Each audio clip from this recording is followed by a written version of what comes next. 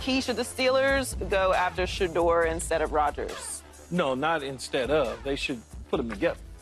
You go after, well, first of all, 21, I don't think he's going to last that long. But if they can climb up there to get him, if it feels he's hovering around one of those landmarks where they can go up and get him, they should probably think about doing that. Sign Aaron Rodgers, whether he wants to be a mentor or not, doesn't really matter. You don't have to have Aaron Rodgers tell you what you're already watching on film. You're going to be in the same film room with him. You don't have to have a personal relationship with him where he has to mentor you. You got the coaches for that. He's a one-year rental. And then you got Shedeur if it's there and it's available. You do it 100%. And if they're just exploring it, they got 30 visits, right? 30 people can go visit, so you got to use it on somebody to come in and see the town and visit. A lot of times players go visit teams, and the teams don't have no intentions at all of drafting them. It's all smoke and mirrors a lot of the times as well. Yeah, like, for example, Johnny Manziel visit the Patriots. When they had Tom Brady. Yeah. Not going to happen. Not at all. Not at all. No, I think, yeah, definitely not instead of. I agree, like, if you're going to get them both at the same time. But, yeah, but at 21, they're definitely going to have to move up. I think right now the Steelers, they're going to sit there nice and pretty because what they really need, they need a running back after they lost Harris. They need a running back there. The first person I think of is Amarian Hampton. I actually coached against him last year.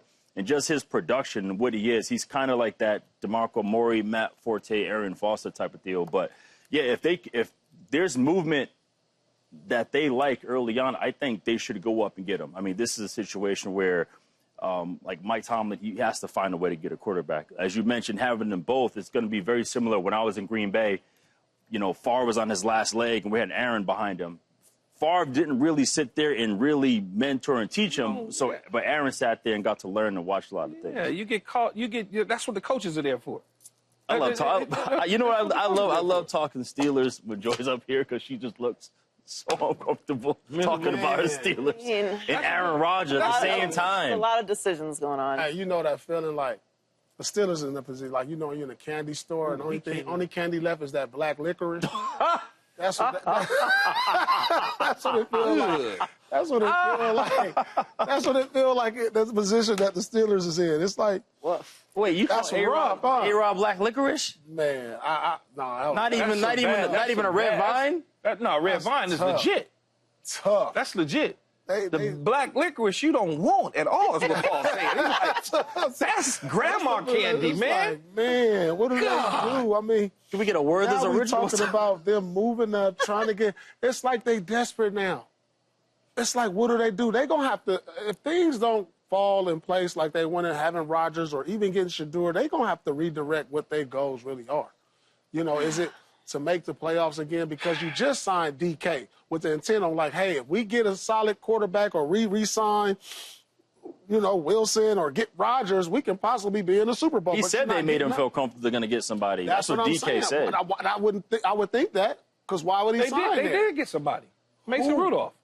No, come on, that ain't it. That's the black licorice. That's the black licorice. That's the black licorice. What's after black licorice? Man, I don't know. The nasty candy, the little corn, the grandmother candy, I call it. White jelly beans. White jelly beans. White jelly beans? Like one of those mint or something? I don't know what them is. Yeah. But Joy, so let me ask you this as a Pittsburgh Steelers fan. If Rodgers decides that he's going to take your advice and retire and go play golf up in Lake Tahoe, would you be happy with Kirk Cousins? Licorice. Would you be happy with Kirk Cousins? No. So you ain't gonna never be happy Kirk unless it's Cousins Tom last Brady. year? Why is Kirk Cousins available right now? Because they drafted a young quarterback that they feel good about. What else? The other part. The money. He got hurt. And he got hurt. Okay, listen. Kirk Cousins is not a solution any more than Aaron Rodgers is a solution. Okay, I just want to know, because you'll never be happy there because there's no quarterback you can get. But it is a Band-Aid. Here's what I'm confused about with the Steelers. You guys feel good about the future of the Jets, right? Absolutely. Yes, head coach-wise, yes. How do you feel? I feel good. Yes, I do. Yes, I would say yes. So Justin Fields was in Pittsburgh. If they had signed Justin Fields, made him a deal, an offer he couldn't refuse, right? Because maybe there was some emotional, he got benched, whatever. All right, money fixes all of that, and he's the Steelers quarterback. We're at least feeling optimistic, like there's some sort of future with Pittsburgh. They didn't do that. maybe Russ isn't a long-term solution, but I think that Russ is a better option than Kirk Cousins and Aaron Rodgers, at least for 1 or 2 more years. Maybe people disagree, but what I watched of Kirk Cousins last year wasn't really inspiring, and certainly what Aaron Rodgers did with the last 5 games, you got to watch those with Aaron Rodgers. Cooking. We watched the first 10 games. Yeah, those other games. What happened then? The first 12 games, what happened? What I will say about Shedeur is, well, I would love for Shedeur to end up in Pittsburgh, and I do think that would be something that the Pittsburgh Steelers should do. How in the hell is he going to end up in Pittsburgh? They'd have to move up so far to get him. They're at 21. So if you're just looking in the top 10, right, like maybe the Bears, maybe the Jags, maybe after the Patriots the Bears, move. who's going to get him? Nope. Yep. What about the Saints? Yeah, he can Saints fall. worked He can them go out. to sign. He can sign. I mean, he can get drafted with the Saints. Why at would 9. he make it past the Raiders? Well, Raiders. Because they the go Raiders get a just running got back. Geno. So? And they just paid him a bunch of They money. pay Geno and they need a running back. And they need a running back, and they need other pieces. Pete Carroll runs the ball. And I would think that if it's fourth me, place in the I'm division. thinking I'm thinking Las Vegas Raiders going to drop out and go down. They're going to let somebody else come up. He runs the Because ball they except want- in the Super Bowl. They want players. They need players. I do not think Shedeur is going to drop anywhere near 21. Look, if he doesn't have to drop to 21, no, Joy. When you get past, for whatever weird reason, he gets past the Giants. Mm-hmm. Now, all of a sudden, you got New England. They have a quarterback. Yes, Jacksonville has a Quarterback. Vegas has a quarterback. Jets have a quarterback. Panthers. Now, tricky portion is what is New Orleans going to do at 9? Yeah. If New Orleans sits there at 9 Are and they says, convinced with Derek Carr? Like that's the thing. no, they kind of like Shedeur. If he's there, they like him. Now, whether or not they take him, I don't know. But let's assume that they say no. Now you got Chicago, San Francisco, Dallas, Miami, the Colts, Atlanta, Arizona, Cincinnati, Seattle, Tampa Bay, Denver. All got their quarterbacks. I can get up into the high teen area I could talk and to San swap Fran. out somebody. I could talk to San Fran. I could talk to San Francisco, and say, hey, what will it take for us to get up there? They're going to have to move up. Yeah, of course they are. Of course they are.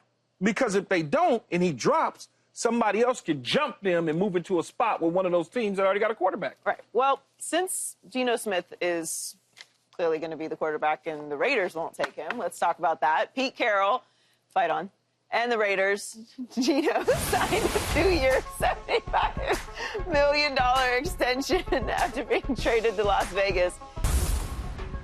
What do you say? He said he's going to run through a wall. I said, no, you won't. I believe he would. I'm not running through a wall for nobody. I know you won't. But my kids. That's it. That's somebody. My kids. That's it. I ain't running through the wall. What's the ceiling for Geno and Pete in Vegas? I mean, what is he? We got a 34-year-old Geno. Pete Carroll is up there in age. I'm saying, and I'm looking at the division, which is they probably not going to win. So I think the ceiling for them is like, yeah, maybe they can slide into a wild card in the next 2 years. But overall, what they brought Pete Carroll here is to restructure the culture. You know, the Raiders don't have too much culture going on after what's been left, you know, decade. in the last decade. So I think just moving forward, and we know Pete has been able to do that the way he turned around Seattle. So hopefully he can get a structure there. So moving into the future, moving forward, he can get a foundation to where it's something they can build for the future. But I don't really see much success. Well, that's success, actually, for me in Oakland, truthfully. Yeah, you say, what's the ceiling for Geno and Pete Carroll? I would say this year, wild card playoff spot, because I believe. You mentioned his age at 34 years old. Yes, he's 34, young 34, because he missed so much time as a starting quarterback in the National Football League. Think about it. He started, 2-3 years with the Jets.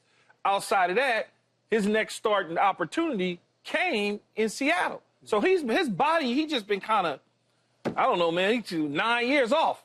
He was just chilling. For an extended period of time, he wasn't the starting quarterback. But I do believe that Pete's going to run the football. He's going to play defense. They got a solid defense. Graham is coming back as a defensive coordinator. They brought in Chip Kelly as the offense coordinator. We know he can create some sort of magic calling plays as an offensive coordinator opposed to an offensive coordinator and a head coach. And Pete's going to do what Pete's going to do. He's going to get big on the edges in terms of the corners. They want long, tall corners. He's going to get big at the safety position. That's just some of the things that he wants to run the football. They got Bowers there as a tight end, Jacoby Myers as a slot receiver. They can get him a big receiver in the draft on the outside.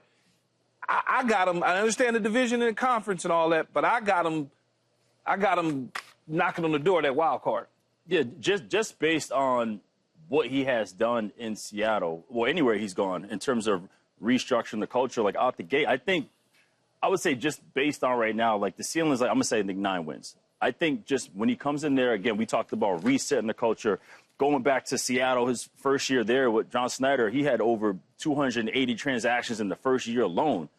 They end up, I think it was 7-9. They still made the playoffs, and I think in this case, this could be the situation. Yeah, they made the playoffs and beat New Orleans. They beat, I think that was a Beastquake game, I believe it was. Mm-hmm. And so I see what Geno's saying in terms of like, running through a wall for Pete, because Pete is the guy. What he does very, very well is in terms of like his whole mindset. That's what he does. He's all about the mindset trend. He has a book, Win Forever. He's big on the mental performance stuff. There was a moment in 2022 when the Seahawks were playing the Chargers, and there was a moment where Geno was upset about a call. Here it is right here. He was upset about a call, and Pete looks at him. He said, turn around. He gives him a signal just to calm down, keep him calm. He goes in the very next play, 3rd and 10, very next play, throws a first down just to calm him down. So in terms of what Geno's saying, like, I will run through a wall, is because Pete was able to get him to a place mentally where he can perform and do good football. That's what he did for Russell Wilson as well. When Russell was in Seattle, again, it was the culture that he set. That's why when Russell went to Denver, Russell was talking about, I'm going to bring Super Bowls, I'm going to do this and that. And I remember I spoke to Russell. I met up with him in London. And I'm like, Russ, this ain't the same. This isn't Seattle. Like, you can't come to Denver. This is a completely different storm, different people, different everything. You're not in the same system. So I think what Pete Carroll is going to be able to do here is create that coach environment where they can have instant success. And I'm thinking 9 wins, which I don't think is crazy. Oof, this is the toughest coaching division we probably ever seen. They won four. So they're gonna over double their wins. Yeah, they didn't have a quarterback though, man. They was playing. They was playing with that dudes would definitely be a there. successful season. No doubt. Yeah, I think that's the. I don't think they're a wild card team. I think they will improve. I don't think that they're going to be a circus. I think they'll be much more disciplined. But we didn't think. But think about it, though, Joy. We didn't think that Denver would be in the position that they was in, based on salary cap, getting rid of Russ and eating. I think it was like $80 million of dead money or something. And very like few that. thought Bo Nix was going to. And nobody really thought that they would be in a position. But Bo Nix was an unknown. But Geno Smith is a known. He's a known. 28-24 and 0-1 in the playoffs. That's okay. That's okay. That's fine. Correct. It's okay. But he's a veteran that we do have film on. And I think they will improve dramatically. And by dramatically, I think they'll have 3 more wins, maybe 4, than last year. Okay. I think the Broncos are better than them in the division significantly. I think the Chiefs go without saying. It's a different story. But the Chargers. But the good thing with Pete, with Pete coming back is he knows how to play against Sean. He definitely knows how to play against Harbaugh. Like those are 2 coaches he knows how to definitely play against. So that's why I just feel like, and also too, like what he does well, they train the bottom of the depth chart. There's so many guys. Like you look at, I go back to Legion of Boom. Like Sherm was a mid-round pick. Cam was a mid-round pick. Brandon Browner was undrafted. The only first-round pick was Earl Thomas. Earl. Yeah, it was Earl. It was the only first-round pick. Jeremy Lane was a late-round pick. So you had a bunch of guys. Byron Maxwell, another one. So these guys, he just created a competitive situation. His 2 receivers, Curse and Baldwin, were undrafted. So I just feel like he's going to use that same formula to get guys to be super competitive where it's going to be an instant turnaround. In most cases, you believe you have guys there, and it's just a matter of, like, flipping their mind to be competitive. And I think going back to Denver, that's what Sean Payne was able to do. And I always feel that way, the same thing that Will is saying. When you have, in football, when you have a really good coach, they can come in and the switch turns on and all of a sudden you look up, you're in the playoffs.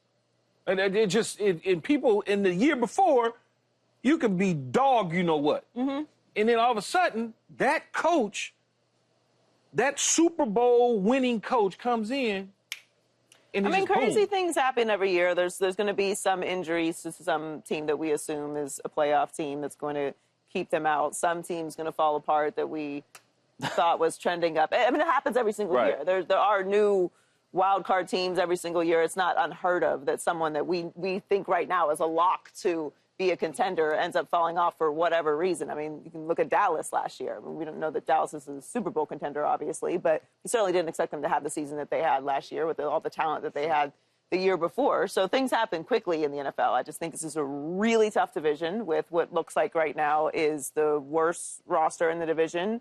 And, I mean, depending on how you feel about Bo Nix. You know, again, Joy, we look at the roster based on what they did last year, minus a quarterback. If we look at that but same they still roster, have the fourth best quarterback in the division. if we look, I don't know if he's the fourth best quarterback in the division. Who's better than? He might actually in this system, in this situation, he might be in that 2 to 3 range. We don't know yet because we haven't seen him with Chip Kelly. Okay, That's fair. One thing, and Will said it. One thing that Pete can do is he can identify the talent. Well, I think the roster will be better after the draft. Once we get to the actual season, the roster will be better than it was last year, and you have the returning stars that you've already had. I'm still just looking at based off of what we have right now and what happened last season. And then some of those and then you're looking around the AFC because none of us think that they're in a position to win their division.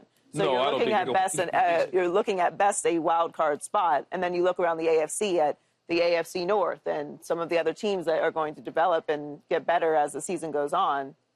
Where does that leave them? But they may replace Denver, okay, in the division. Is all I'm saying. They may all of a sudden replace Denver. And we assume that Harbaugh's going to continue to keep taking the necessary steps to get the Chargers based on his track record from Michigan and San Diego and in the 49ers and Stanford, that he's going to continue to win games and rise, right? We don't think there's going to be much drop-off from Kansas City at all, if any at all. I got them going back to the Super Bowl. So in the end, when you look at Pete Carroll and you look at this roster, great coaches can get the most out of these type of players that we just think, oh, this guy's not that good. All of a sudden, you look up and the dude's in the Pro Bowl. I mean, it's just, that's what good coaches do. Well, fight on. And fight on, of course. Of course. Subscribe here to get the latest from Speak, and go watch a few segments from our other shows on FS1.